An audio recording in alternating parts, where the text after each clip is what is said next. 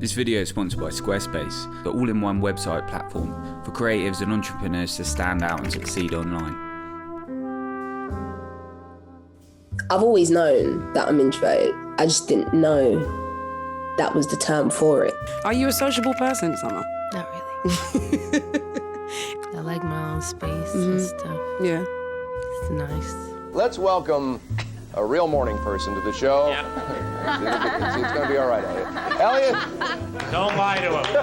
Elliot Smith is here with us. There's a phrase I've always enjoyed when talking about introversion, that when it comes to the human experience, still waters often run deep. Sort of calming down and sort of just the reflection on sort of like the depth of caring, or the depth of the people who've cared for me, I think I would say. I wanted to say, however, from the outset here, I'm not about lording up introversion here. And to be honest, I'm kind of uncomfortable with personality tests or labels in general. But when I use the term introvert, I think we all know what we're talking about. A high degree of emotional sensitivity perhaps, a predilection towards introspective thinking, a longer distance between what goes on inside and what we show to the world, and something that might come across to others, or even sometimes feel like, that oversimplified school playground terminology of shyness. Halfway through the show, I was already checked out. Yeah. Like I was already in my bed at home, so I was just trying to get through it. And so, the show happens, and it was a bomb night. It was horrible. In my eyes, it was horrible. The very next morning, I get a call from Prince, which I don't know him like that. I don't know how he got my number. I do not know. And first thing he says is, you know what your problem is? You don't realize how big y'all are. And then he was like, you gotta remind people who you are. And from that point on, it's like, okay. Another quick note I wanted to make here is that one of the things that I think is important, and maybe even sometimes missed by personality testing and its social media digestion, is the reality of a changing and complex self.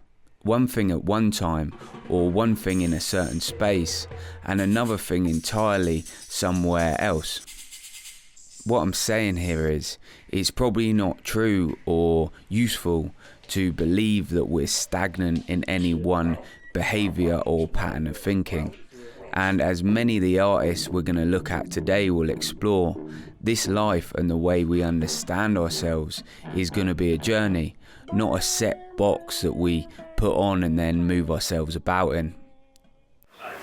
I'm not dying to see my picture, but I don't hate the way I look either, so I'm 30 years old. I can't really get all that bent out of shape about it anymore.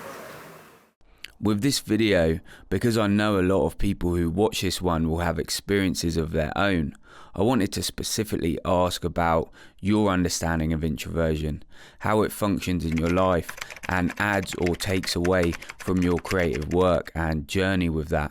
So yeah, do hit the community up here in the comments and add to the interest of this page for the others who come to view it with any of your thoughts or stories that pop up as you watch this stuff. Hey. What's up, good people? And just before we jump into the meat of this video and the interviews here, a quick shout out to the paid community that support this work, and to the sponsor for this week and friend of the channel, and that's Squarespace. As a freelance creative, my own Squarespace website has been the top link on my CV I've sent out to clients for 5+ years now.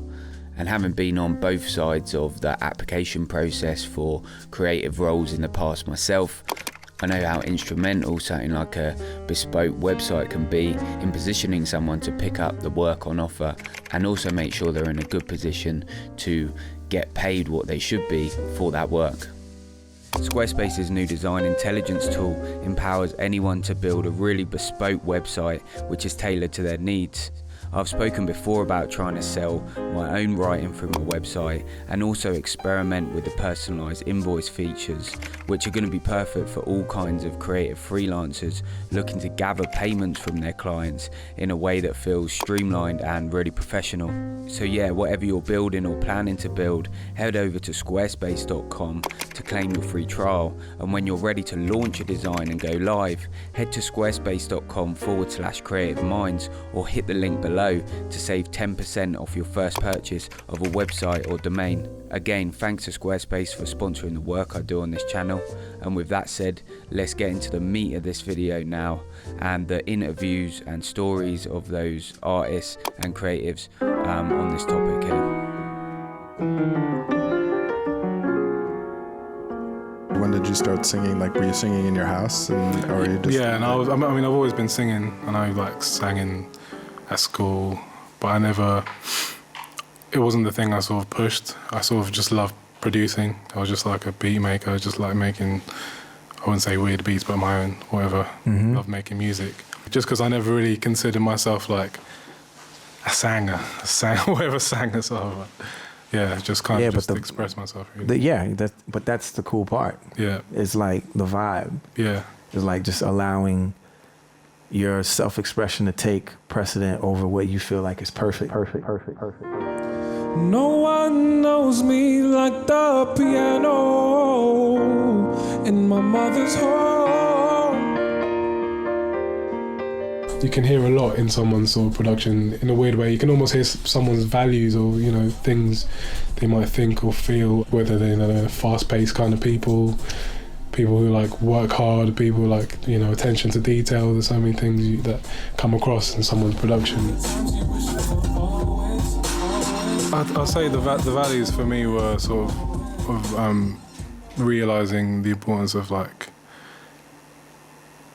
some like foundational things, just like the people who sort of just sort of calming down and sort of just the reflection on sort of like the depth of, I don't know, caring, or the depth of the people who've cared for me, I think I would say.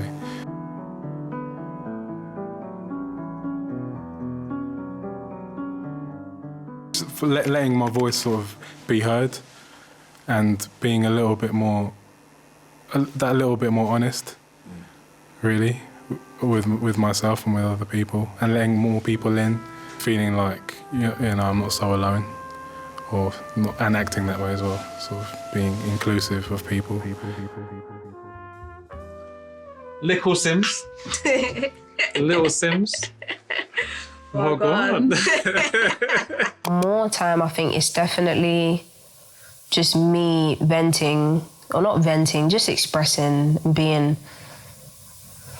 looking inwards and being like, this is how I feel. These are things that I avoid. Sometimes I can be very conflict avoidant, and I use my music as a space to address those things. Do you know what I'm saying? Me saying, I hate the thought of just being a burden. Like, I hate that these conversations are surfaced. These are things that I may not necessarily say in like a real conversation, but I have the space within music to express that. Do you know what I'm saying? It just feels easier to me. Big time driller, monkey to gorilla. Who is this woman that I see in the mirror? I drink 42 but smoke cigar. Name one time where I didn't deliver. Silent figure was just on the end, dropping gems with my friends. You know, in what ways do you feel like introversion kind of impacts, you know, your day to day, just in terms of like trying to accomplish what you're trying to accomplish, and how do you kind of fight through that? You know, it's like, at what points in your career and with your work do you find yourself to be most introverted and you need to find a way to break through it? Interesting.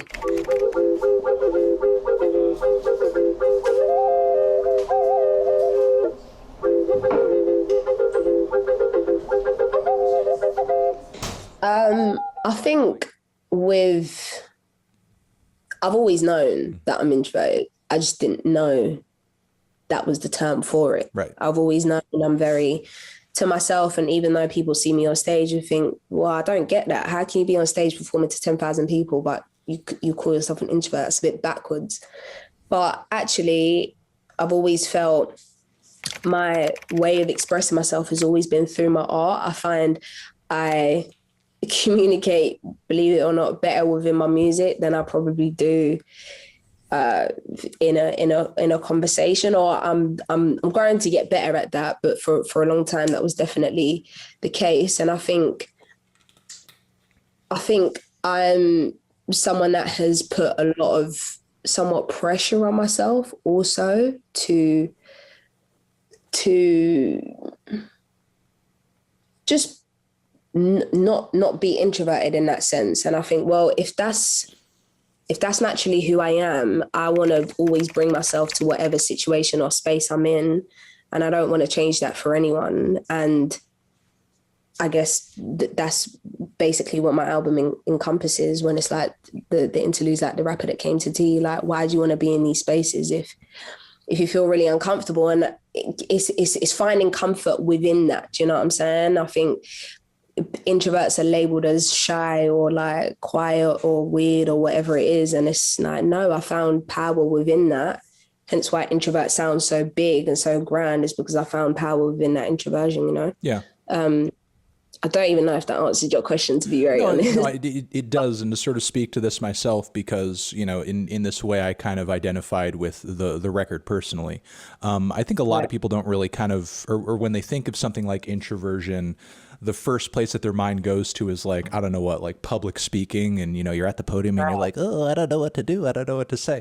But, you know, the thing is, like, if you're in that space and you're doing exactly what you're the most comfortable doing, it's like absolutely, you know, water off a duck's back. It means absolutely nothing. But like for a lot of people, you know, people who are introverts, sometimes the most intimate spaces are the most difficult to navigate, are the most difficult to work through, because like, you know, in that sense, you're not standing on a podium, you're not on a stage, you're not in that power position.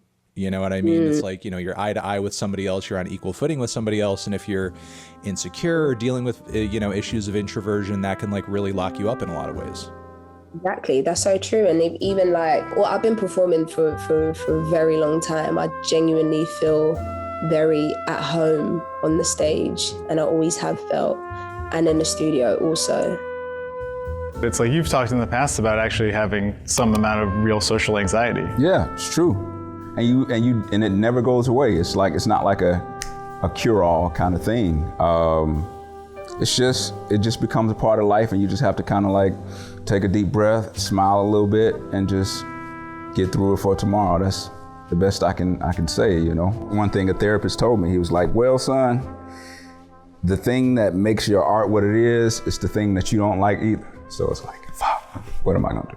What are you gonna do? It's not like I can change it. Yeah. Just kind of rock with it. Do you feel like something like the new record is like an attempt to just change the terms of the conversation in a way? I will say it's the most honest thing that I could do at the moment, and I feel really good about it. And one thing that I noticed listening back at the album is it's kind of a reset or a reintroduction of a new volume. I'm not trying to compete with people on the radio.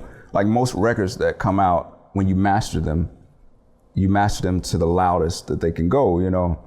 And I was having a conversation with the engineer, and a lot of his engineer buddies, they were saying, we've realized as engineers that as humans, we've gotten as loud as we can get in human history. When you think about that, we can't get any louder. As an engineer, people send you files.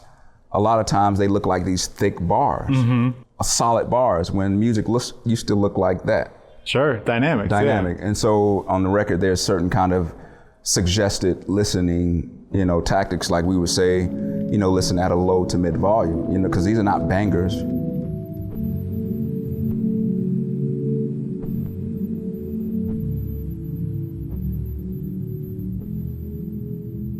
Congratulations, Summer Walker. You are part of Apple Music's Up Next series. Welcome to the Beats One studio. How are you on a scale of 1 to 10? 10 being the best you've ever felt in your whole life. About a 9. You're a 9? Wait, this is you on a 9? Yeah. Why are you on a 9? What has happened to take you that high up the scale? I'm really excited to be here because I know I don't look like it. I'm just like this. But I really wanted to like move to London. Like my dad's from London. Yeah. But it's hella cold here. So I'm just like, I'm like, boo. Are you a sociable person, Summer? Not really. I like my own space and stuff. Yeah. It's nice. So where did the music come in? Because if you're this kind of person, I'm assuming that you must have found it very difficult to tell people that you sing, one, and that you make music, to then play your music to people. Mm-hmm. That's the highest level of anxiety I can imagine, is to play it to someone. Was there someone that told you, like, this is not something that you should just be doing quietly, like this is something that people need to hear?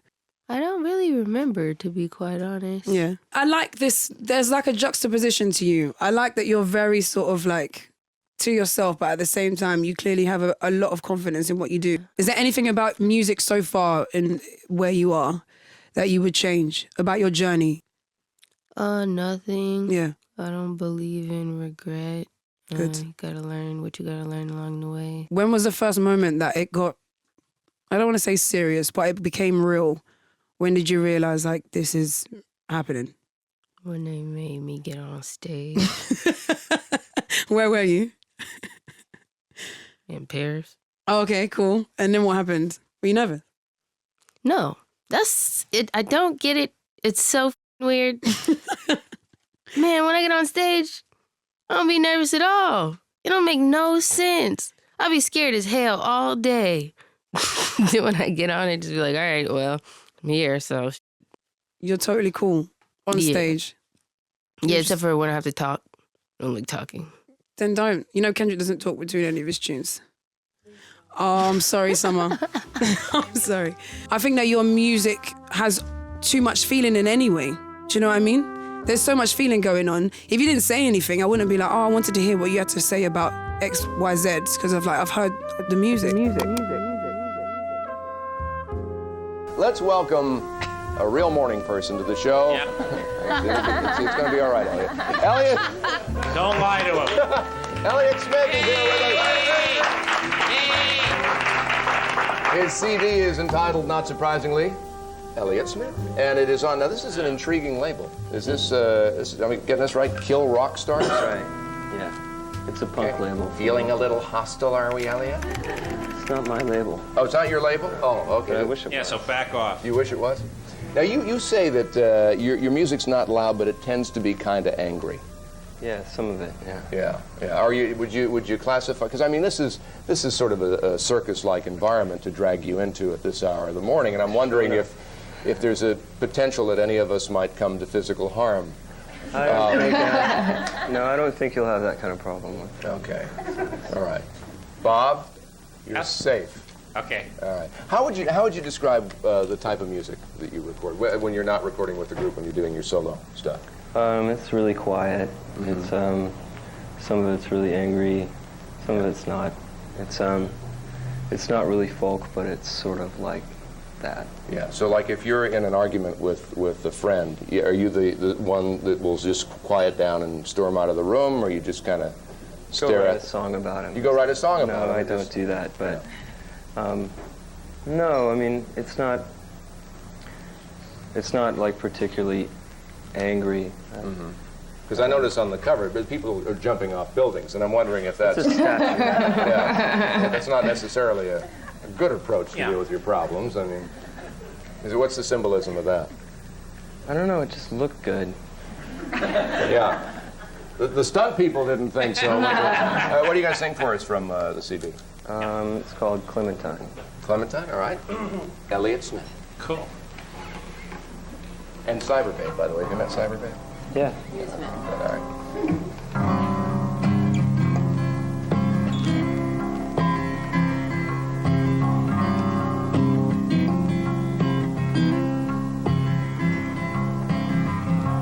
Waking you up to close the bar. The street's what you can tell by the sound of the car. Yeah, so I hope some of the sentiments that I've pulled out myself and that we can leave here with is firstly simply that if Elliot can get through that interview and performance, then maybe we can all find some strength to do the thing that makes us feel a certain kind of way.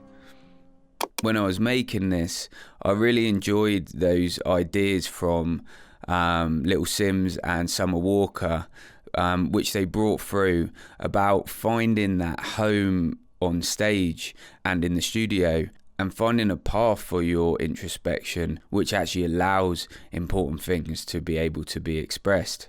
And also that thing that Sampha's telling us there about the power of holding on to that deep introspection, and how it allows us to actually commune and be present for others in a certain way that we wouldn't be able to be without it.